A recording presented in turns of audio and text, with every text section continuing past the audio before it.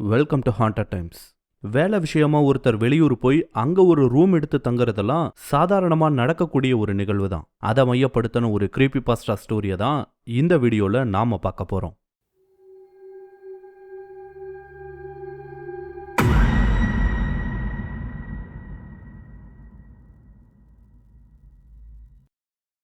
ரொம்ப பெரிய தேடலுக்கு அப்புறமா அந்த இளைஞனுக்கு ஒரு பெரிய ஃபார்மா கம்பெனியில மார்க்கெட்டிங் எக்ஸிக்யூட்டிவா வேலை கிடைச்சது. இதனால அவனோட சொந்த ஊர்ல இருந்து ஒரு பெரிய சிட்டிக்கு மைக்ரேட் ஆக வேண்டிய ஒரு சூழ்நிலை ஏற்பட்டிருக்கு அந்த இளைஞனுக்கு.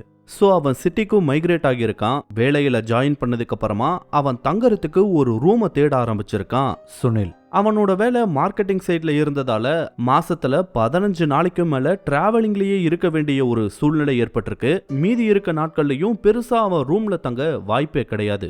அப்படி இருக்கும்போது தேவையே இல்லாம அதிக செலவு பண்ணி ஒரு ரூமை ரெண்ட்டுக்கு எடுப்பதுக்கு பதிலா கொஞ்சம் கம்மியான பட்ஜெட்ல ஒரு காம்பாக்டான ரூம் இருந்தா போதுன்ற மாதிரி தான் தனக்கான ரூமையே அவன் தேட ஆரம்பிச்சிருந்தான். அப்படி தேடும்போது ஒரு பழைய அபார்ட்மெண்ட் பில்டிங்ல அவனோட பட்ஜெட்டுக்கு தகுந்த மாதிரியே ஒரு சின்ன வீடு கிடைச்சிருக்கு.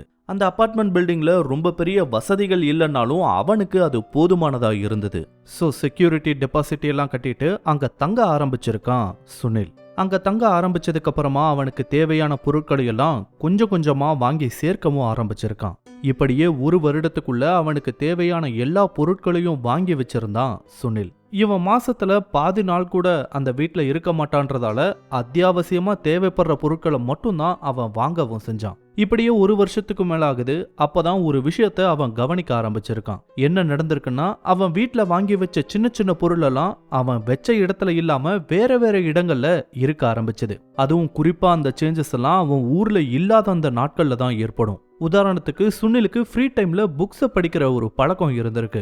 சோ வெளியே போகும்போதெல்லாம் புக்ஸை வாங்கிட்டு வந்து அதை ஃப்ரீ டைம்ல கொஞ்சம் கொஞ்சமா படிச்சு முடிக்கிற ஒரு பழக்கம் சுனிலுக்கு இருந்திருக்கு. அப்படி அவன் வாங்கின புக்ஸ் எல்லாம் வெச்ச இடத்துல இல்லாம வேற வேற இடங்கள்ல இருந்திருக்கு. சில சமயங்கள்ல அவன் படிக்கலான்னு வாங்கி வச்ச புது புத்தகங்களும் காணாம போயிருக்கு. அதே மாதிரி அந்த அபார்ட்மெண்டோட கரண்ட் பில் ஒவ்வொரு தடவையும் ரொம்ப அதிகமாவே வந்திருக்கு. இதுவும் அவனுக்குள்ள ரொம்ப நாள் டவுட்டாவே இருந்திருக்கு. ஏன்னா மாசத்துல பாதி நாள் அவன் ஊர்லயே இருக்கிறது கிடையாது. அப்படியே இருந்தாலும் மேக்சிமம் நைட்லயும் சண்டேஸ்லயும் மட்டும்தான் வீட்டுல தங்குவான். அதுக்கு எப்படி இவ்வளோ கரண்ட் சார்ஜ் வரும்னு ரொம்ப நாளா அவனுக்குள்ள சந்தேகம் ஏற்பட்டுட்டே இருந்திருக்கு. அந்த வீடை வாடகைக்கு எடுக்கும் போதே அதுல ஒரு ஏசி ஃபிட் பண்ணி தான் கொடுத்திருந்தாங்க. அது ஒரு பழைய ஏசி வேற. சோ அதுதான் கரண்ட் அதிகமா எடுத்துக்குது போலன்னு ஒரு பக்கம் அவனுக்குள்ளேயே கன்வின்ஸ் ஆனான். இருந்தாலும் நாளாக நாளாக ஒரு டவுட் மட்டும் அவனுக்குள்ள அதிகமாயிட்டே இருந்திருக்கு. இந்த சமயத்துல அந்த வீட்டுல புக்ஸ் மட்டும் இல்ல, வேறு சில பொருட்களும் காணாம போக ஆரம்பிச்சுது. முக்கியமா அவன் வாங்கி வச்ச ஃபுட் ஐட்டம்ஸ் எல்லாம் அடிக்கடி காணாம போனதை கவனிச்சான் சுனில். என்ன நடக்குதுன்னே அவனுக்கு ஒண்ணுமே புரியல. அவன் இருக்கிறதே சின்ன வீடு தான், அதுவும் நான் மட்டும் தான் தனியா இருக்கேன். அப்படி இருக்கும்போது எப்படி இதெல்லாம் காணாம போகுதுன்ற கேள்விக்கான விடை எவ்வளவு யோசிச்சும் அவனுக்கு கிடைக்கவே இல்லை. சரி, இதை இப்படியே விடக்கூடாதுன்னு முடிவு பண்ணி 2 நாள் லீவ் போட்டு அந்த சின்ன வீடு முழுக்க தரவா தேட ஆரம்பிச்சிருக்கான். முதல் முறை தேடி முடிக்கும் போது சந்தேகப்படும்படி எதுவுமே அவனுக்கு கிடைக்கல. அவன் கிளீன் பண்ணதுல அந்த வீடு தான் சுத்தமாச்சு. இருந்தாலும் அடுத்த முறைன்னு மொத்தமா 3 தடவை அந்த வீட்டை தரவா செக் பண்ணி முடிச்சான் சுனில். ஆனா 3 முறை தேடும் போதும் அந்த வீட்டுல எதுவுமே வித்தியாசமா கிடைக்கல. இத அவனால நம்பவே முடியல. ஏன்னா அவனோட பொருட்கள் தான் அங்க காணாம போனது. அவையெல்லாம் காணாம போச்சுன்றத அவனால உறுதியாவே சொல்ல முடியும். ஆனா அந்த பொருட்களை தேடும்போது அவற்றையெல்லாம் எங்கன்னே அவனால கண்டுபிடிக்க முடியல. ஒருவேளை தான் அந்த பொருட்களை எல்லாம் வேற வேற இடத்துல மாத்தி வச்சுட்டோமோன்ற ஒரு சந்தேகத்துல தான் அந்த வீட்டை 3 முறை தரவா செக் பண்ணா சுனில். அப்படி தேடுனதுல சந்தேகப்படும்படியா எதுவுமே அவனோட கண்ல சிக்கல. அப்போ அந்த காணாம போன பொருட்கள் எல்லாம் எங்க? உண்மையாவே அதெல்லாம் காணாம தான் போச்சா, இல்ல அதெல்லாம் நம்மளோட கற்பனையானெல்லாம் யோசிக்க ஆரம்பிச்சான் சுனில். இப்படியே சில நாட்கள் போயிருக்கு. அப்போ அந்த வீட்ல இருந்த ஏசி திடீர்னு வேலை செய்யாம போயிருக்கு. அது சம்மர் டைமா வேற இருந்ததால உடனடியா அதை ரிப்பேர் பண்ணிட்டா நல்லா இருக்குமேன்னு அடுத்த நாள் ஆபீஸ்க்கு போறதுக்கு முன்னாடியே இத பத்தி அந்த அபார்ட்மெண்ட் காம்ப்ளெக்ஸை மெயின்டைன் பண்றவர்கிட்ட சொல்லி இருக்கான்.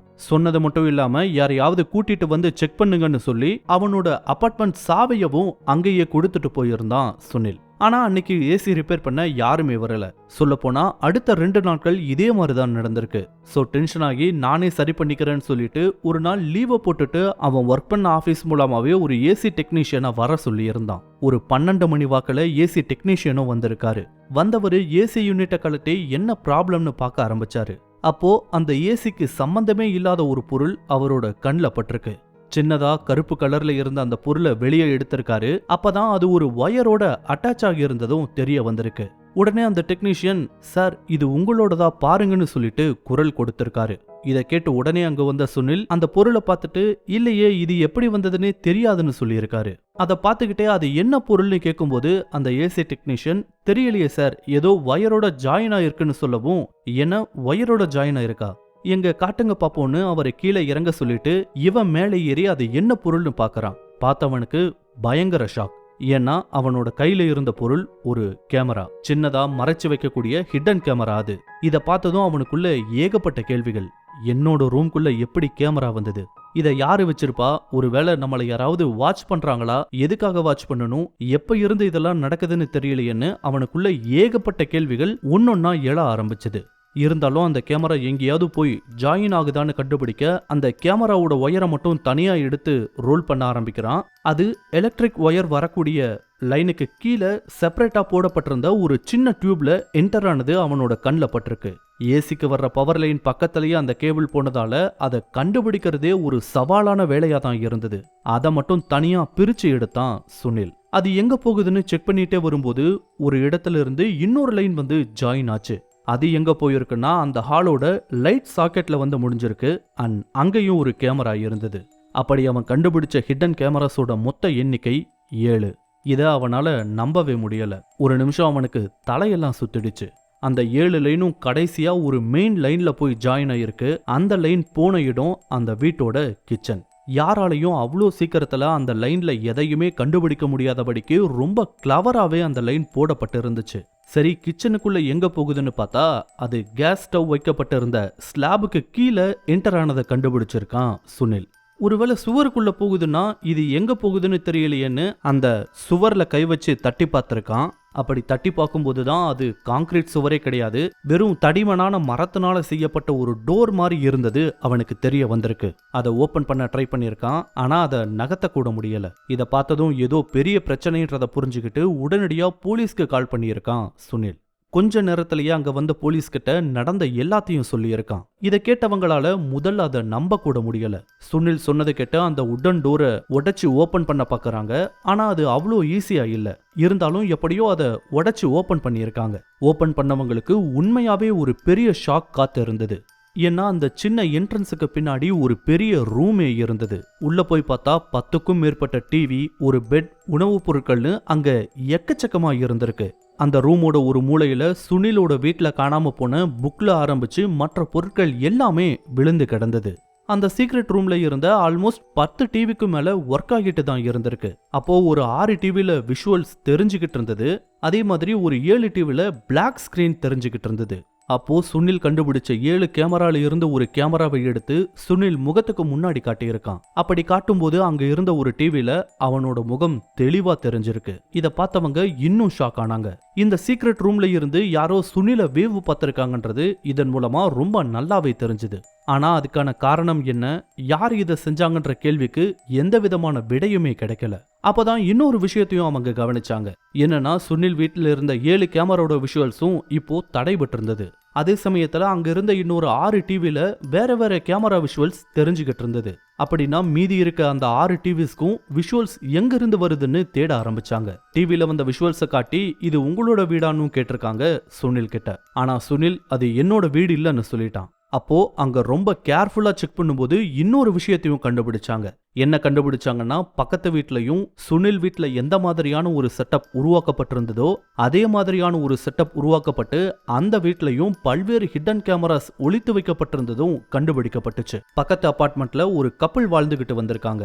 இந்த 2 அபார்ட்மெண்ட்லயும் நடக்கிற எல்லா விஷயத்தையும் யாரோ ஒரு மர்ம நபர் யாருக்கும் தெரியாம கவனிச்சுக்கிட்டே வந்திருக்கான். கவனிச்சது மட்டும் இல்லாம அதை ரெக்கார்ட் பண்ணியும் இருக்கான். இது எப்படி தெரிய வந்ததுன்னா, அந்த சீக்ரெட் ரூம்ல பழைய ரெக்கார்டட் கேசட்ஸ் இருந்திருக்கு. அது மட்டும் இல்லாம ரொம்ப சமீபத்துல அந்த நபர் அங்க இருந்து தப்பிச்சும் போயிருக்காருன்றதையும் கண்டுபிடிச்சாங்க. இத வச்சு போலீஸ் ஒரு தியரிய சொன்னாங்க. அந்த தியரி படி அந்த மர்ம ஆசாமி அந்த 2 அபார்ட்மெண்ட்டையும் ஆள் இல்லாத நேரமா பார்த்து பயன்படுத்தி வந்திருக்கான். அதுவும் குறிப்பா சுனில் அதிகமா வீட்ல இருக்காத ஒரு நபர்ன்றதால சுனிலோட வீட்டை அதிகமா பயன்படுத்தி இருக்கலாம்னு சொன்னாங்க. பக்கத்து அபார்ட்மெண்ட்ல இருந்த கப்பிள்ஸ் வந்ததும் அவங்க கிட்டயும் இந்த தகவல்களை எல்லாம் சொல்லியிருக்காங்க. இதை கேட்ட அவங்களும் மிரண்டு போனாங்க. அதுக்கப்புறம் ஒரு மாசத்துக்குள்ளேயே ஆளை விடுங்கடா சாமின்னு 2 அபார்ட்மெண்ட்ல இருந்தவங்களும் காலி பண்ணிட்டு சேஃபான வேற ஒரு இடத்துக்கு போயிட்டாங்க. அந்த சீக்ரெட் ரூம்ல இருந்த மர்ம நபர் யாரு, எதுக்காக இதை அவன் செஞ்சான், அவங்கள ரெக்கார்ட் பண்ண ஃபுட்டேஜஸ் எல்லாம் என்ன ஆச்சுன்னு கண்டுபிடிக்க போலீஸ் எவ்வளவோ ட்ரை பண்ணாங்க. ஏன் அந்த அபார்ட்மெண்ட்ல இருந்த யாராவது ஒருத்தர் கூட இவனுக்கு ஹெல்ப் பண்ணியிருக்கலாம்னு சொல்லிட்டு எல்லாரையும் இன்வெஸ்டிகேட் பண்ணியிருக்காங்க. ஆனா கடைசி வரைக்கும் எதையுமே கண்டுபிடிக்க முடியாம அந்த கேஸை வேற வழியே இல்லாம க்ளோஸ் பண்ணாங்க. இது வரைக்கும் நீங்க கேட்ட இந்த ஸ்டோரி ஒரு கிரீப்பி பாஸ்டாவா இருக்கலாம். ஆனா உண்மையாவே ஹவுஸ் ஓனர்ஸ்க்கு தெரியாமையே ஒரு வீட்ல மனிதர்கள் வாழ்ந்து வந்த நிகழ்வுகள் நிறையவே நடந்திருக்கு. அப்படி வாழ்ந்த சில பேரெல்லாம் கண்டுபிடிக்கவும் பட்டிருக்காங்க. அதோட சில உண்மையான ப்ரூஃப்ஸ் தான் நீங்க இப்போ ஸ்கிரீன்ல பார்த்துக்கிட்டு இருக்கீங்க.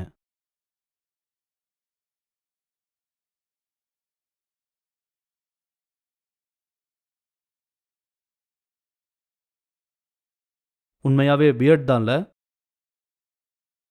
இந்த வீடியோ உங்களுக்கு பிடிச்சிருந்தா லைக் பண்ணுங்க, கமெண்ட் பண்ணுங்க, ஷேர் பண்ணுங்க. இதே மாதிரியான புதிய வீடியோக்களை பார்க்க மறக்காம ஹாண்டட் டைம்ஸ் சேனலுக்கு சப்ஸ்கிரைப் பண்ணுங்க. அண்ட் மறக்காம நோட்டிபிகேஷன் பெல் ஐக்கானையும் கிளிக் பண்ணி விடுங்க. தேங்க்யூ.